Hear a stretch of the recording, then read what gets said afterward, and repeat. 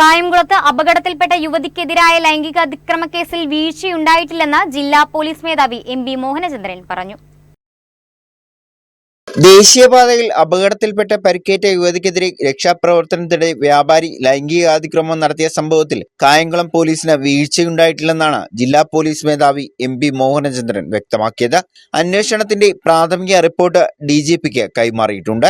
ആശുപത്രിയിൽ വെച്ച് യുവതിയോട് ഡിസ്ചാർജ് ചെയ്തു പോകണമെന്ന് പ്രതി ഭീഷണിപ്പെടുത്തിയതടക്കമുള്ള കാര്യങ്ങൾ ഉൾപ്പെടെ അന്വേഷിക്കാൻ കായംകുളം DYSPയെ ചുമതലപ്പെടുത്തിയതായും SP അറിയിച്ചു. അന്ന് തന്നെ അത് ശ്രദ്ധയിൽ വന്നതാണ്. കാരണം ആ തരത്തിലൊരു ഒഫൻസ് ആണല്ലോ.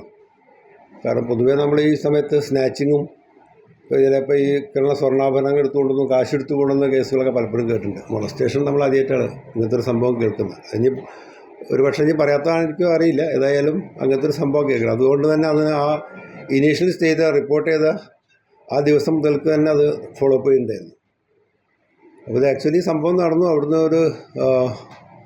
ഇവിടുന്ന് മലയാറ്റൂരിൽ നിന്ന് കൊല്ലത്തേക്ക് പോകുന്നതായിരുന്നു ഈ മോട്ടോർ.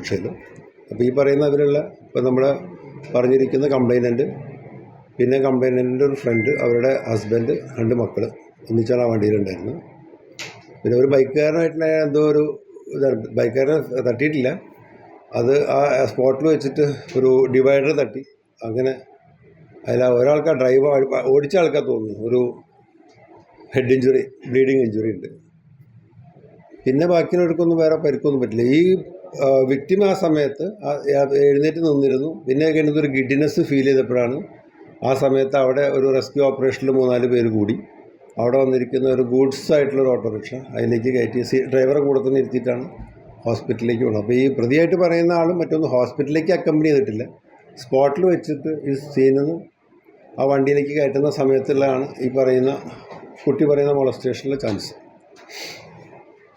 ഹോസ്പിറ്റലിൽ പോയി ഫസ്റ്റ് ഡോക്ടറെ കാണുന്നുണ്ട്. ആ സമയത്ത് ഫസ്റ്റ് 2 ഒപ്പിച്ചെടുക്കുന്നുണ്ട്. ഫസ്റ്റ് എടുക്കുന്ന സമയത്ത് എന്തോ പറഞ്ഞിട്ടില്ല. പിന്നെ അതിന് ശേഷം എക്സ്റേ എടുക്കുന്ന സമയത്ത് ആ ടെക്നീഷ്യനാണ് ഫസ്റ്റ് പറയും തോന്നുന്നു.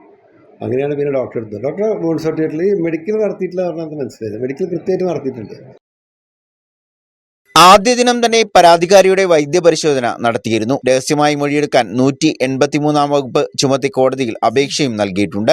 എല്ലാ നടപടിക്രമങ്ങളും പാലിച്ചാണ് പോലീസ് കേസെടുത്തതെന്നും SP വ്യക്തമാക്കി.